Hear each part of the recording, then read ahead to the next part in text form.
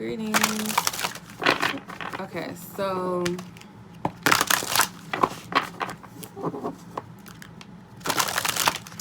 I feel like your spiritual team, your higher council, maybe your ancestors who divinely have your best intentions in view, have a message for you in regards to your love situation, okay?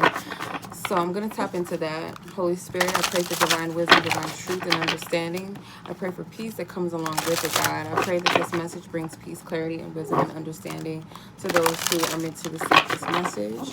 What is the guidance surrounding love? What is the message, Holy Spirit? What is it that you are delivering? It's a message that you are delivering. What is the message you are delivering to this collective? Shout out to my DHGs out there, my fellow DHGs. Okay, what is the message?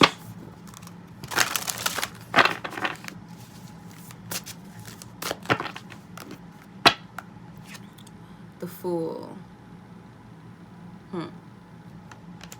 Okay.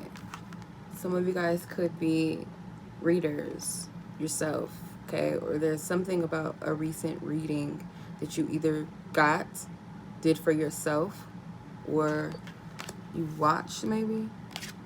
The Empress. Yeah. Okay. Some of you guys did receive a reading, or you did a reading for yourself. You guys are trying to decode or discern something. The Five of Cups. This reading could have revealed something about a lover or partner. The Five of Cups. Let's get the full message. The Four of Swords. Yeah. Someone's ancestors is very particular about who comes in and out of your life. They've watched a lot of people come out of your life, walk out of your life, leave you. Spirit is saying that whoever these lovers are that walks out of your life, they're not worthy. They're not worthy to fill that position. One of your ancestors is disappointed. There's someone that you wanted or you clung on to. You might have said, this is my king, this is my person, this is my match. One of your ancestors turned their back to this and like, nah. Well, your spiritual team, no. This person, they know that this is not the one for you. The Ace of Cups, this is your cup. Here, this is your cup. Let's see. The Eight of Swords. You might not understand why. You don't see why or understand, because you were very certain. But you have ancestors here that they're not pleased with a choice or recent person that you gave a lot of your time and energy to, or who you were placing or crowning as your king. They said that, ooh, goodness. Okay. Your divine counsel, they're saying that the person that you were putting on this pedestal is kind of like you kind of place yourself underneath their feet, not in a good way. This was not in a place of divine submission, this or showing reverence or respect to your partner or person. This was you kind of like lowering yourself, to, like diminishing your value or your worth in a sense for this person, because you saw this. You and this person could have some type of ties, past life ties, or this is like a familiar spirit or kindred spirit that you guys may have similar cultural life or something, life experiences, something that was similar, but this is not your king. It's like you kind of bow down to this person. Spirit saying, please do not shoot the messenger, y'all. I'm not coming at y'all in any type of way. I'm just delivering the message. The Ace of Sacred Circles. I feel like this represents a protection shield around you. It's almost like, kind of like they're blocking me from fully tapping into this, because I'm looking at the Sacred Circle. She's creating, looks like some drums here. I don't know if you guys ever seen Sonic the Hedgehog movie. Like, I'm getting, okay, there's like a scene in the first one and the second one. I only know this because I took my daughter and my little sisters to see the first one in the movie theaters, and then the second one, I watched it. I got stuck because my sister was watching it on this little streaming service or whatever, and I got stuck watching it and was just like into it, right? And it has a lot of like hidden gems in it. It's one of those types of movies. But there's Sonic has like these rings, and when you throw the ring, you have to visualize or see a scenery that you wish to transmit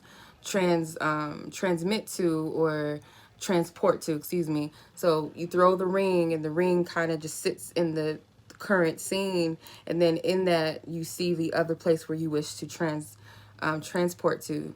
So I feel like there's this energy of feeling like things are kind of stalled and not moving, but your spiritual team is saying, no, there's a sacred space. There's something that's already in existence that waits you, but you have to be able to visualize it and see it for yourself. See it in your mind's eye. Because there's something that you've given power to, the wheel of fortune. Yeah, there's something that's in alignment for you, something that is divinely meant for you to take place. There is a time and a season for everyone for the thing that is divinely meant for them to come to pass. They're saying that you're stronger than you realize, but it's kind of like you've given your power away in a very subtle, maybe not even realizing you gave your power away to this person. And you put them in a position that they were not meant to fill, a seat that they were not meant to sit at. Matter of fact, it's not even a seat. It's like this is a lounge chair. So this person was lounging. They were benefiting off of your power, off of you kind of giving them this, your power away and feeding into their false sense of power. They were not called to be your person.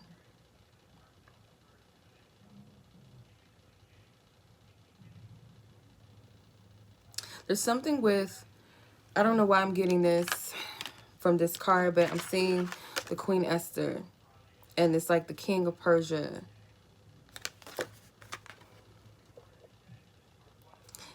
So it's kind of like I'm getting this energy that someone maybe that you thought was your person that was going to kind of take you out of a tough spot and kind of bring you into the palace. The person that you were interested in could have been someone that has a little bit more than you, maybe has a house and you don't, or they have more resources than you do, or maybe this person has some type of position or higher power or some type of status in society, high stature or something, or they're more, you know, acknowledged than you or something. And it's like you saw that, but Spirit is saying that this is not the person for you, and you're being carried away. Like you have a team that is protecting you and carrying you from whoever this person was in your life.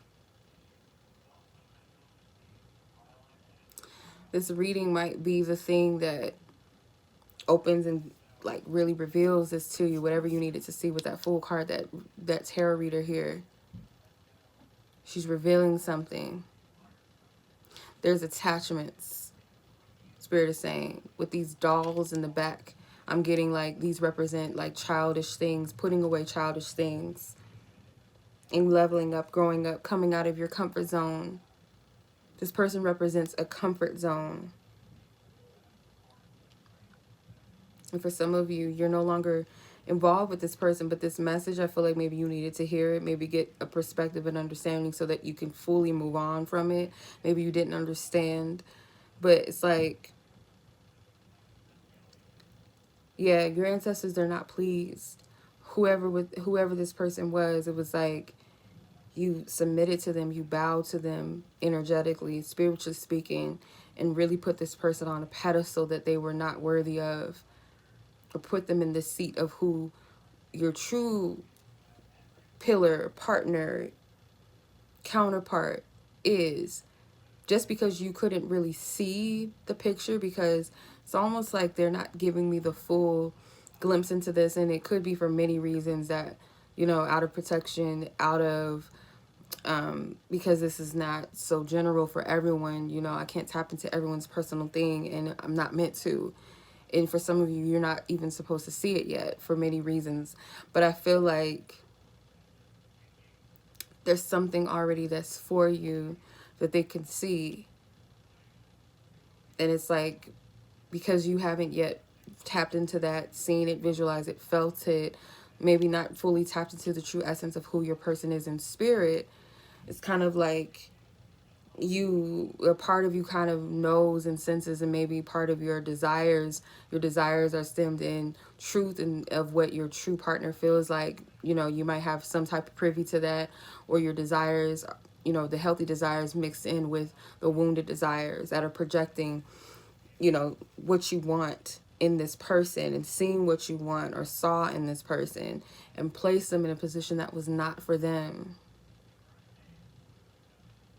The person that you wanted, they couldn't love you. I feel like this person turned their back on you a lot. I feel like this person might have been very selfish, or they had their own internal issues and they could not love you in the way that you deserve to be loved, Spirit is saying.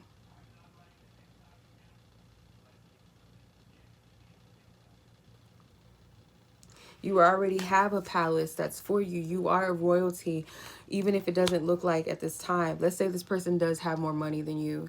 Let's say this person has a lot more notoriety around the community, or clout, recognition in the community, or they may have more material wise, right? They may have more resources than you.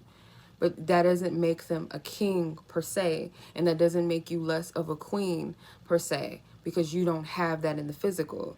Your kingdom and your queendom is in heaven first, is outside of this realm first. But it is your birthright to experience that heaven innocence in earth, just because you don't see it now. So there's a part of you that kind of knows that you're worthy of being in a kingdom, but you kind of looked at this person as the way to that, or once we get together, it's going to be this thing, right? But this person was never put in that position in the first place for you, Spirit is saying. There's a lot of eights here, or two rather. You have two eights. You have the Eight of Swords and the Eight of Sacred Circles, which is the Pentacles. So there's something karmic here. There's a loop. There's a cycle. You have two fours as well, the Four of Swords and the Four of Wands. So this is a karmic connection. This isn't your true pillar, your true connection, and your spiritual team. They saw that. They knew that. They gave you some time to recover from the loss of this person, or what didn't become fruitful or abundant. It's like you kind of got caught up in I was about to say fallacy, the fallacy fantasy of what could be with this person, what life would be like, if some type of fruitfulness, abundance, you know, a kingdom with this person. It's not for them. It's not them. This reader is holding up, behind her, it's kind of like her chair. It looks like a mirror. Let me move these cards out of the way. Excuse me. Her chair kind of looks like a mirror. It's like she's holding up a mirror. And in essence, she's reading the tarot, and the card that she's holding is this very card. So it's kind of like I'm showing this to you guys. It's so weird. Like, it's a mirror. So in some type of way, it's like reading into, it's like holding up a mirror, seeing something here. So this message, I feel like,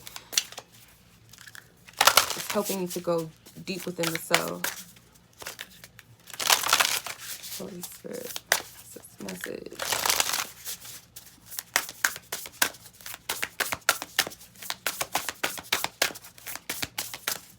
You guys are trying to discern something.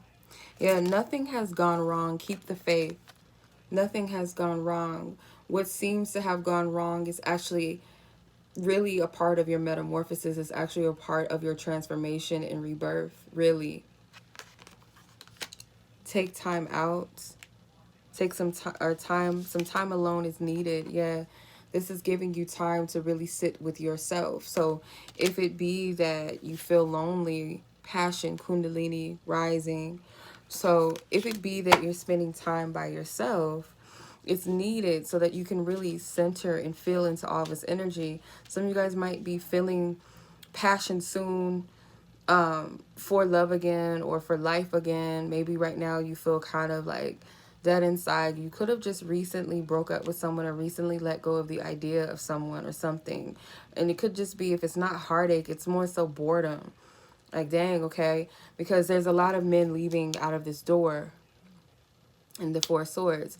So for some of you, it's not so much that you were romantically hopeful for everyone. Like, in a sense, it's kind of like just time wasters coming in and out of your life, maybe just kind of some play toys. And your spiritual team is not pleased by that, because it's like there's someone that is for you, but you've kind of put yourself in a position to waste your own time, really, with these time waster energies, these in and outs, these temporaries, really assignments, or they become assignments. So you might have been bored for a time, or maybe you feel bored because there's not a lot of action in your love life, or maybe you know, that passion died due to heartache and heartbreak with a situation in love, or just feeling like, you know what, I give up. But that passion is going to be ignited again, and that Kundalini rising, from my understanding, at least from this point, the Kundalini, I feel like it's leading to some type of activation spiritually inside of you, first and foremost.